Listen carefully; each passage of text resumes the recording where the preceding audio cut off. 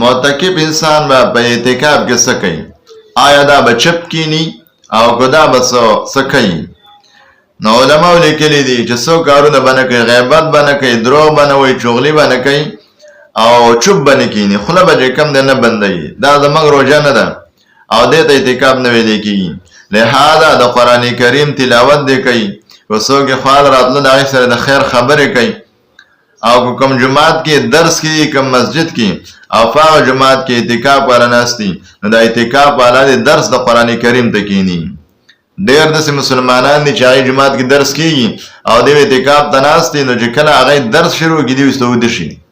نو دا ګورئ بیخي ګناه ده او بده خبره ده چې جماعت کې درس کېږي، پکار ده اعتکاف والا د ټول دغه درس ته کښېني، ځکه په دې وخت کې درس نه بل بهترین عمل نشته دی. دغه ته دې کښېني، ځکه الله تعالی فرمایي تاسو ورته چپ شئ، چې کله قرآن بیانېږي تاسو ورته چپ شئ، دغه واورئ او په دې ځان پوه کړئ دا یو علم دی. چې انسان اعتکاف ته هم ناست دی، علم ورسره کوي، ډېره بهتره د مسجد کې علم کېږي. نو لہذا چپ کېناستل د معتکف دپاره دا چې کوم د اعتکاف نه دی، بلکې د الله اذکار پکار دي، ذکرونه پکار دي، تلاوت د قرآن پکار دی، درس او تدریس کې مشغولېدل پکار دي.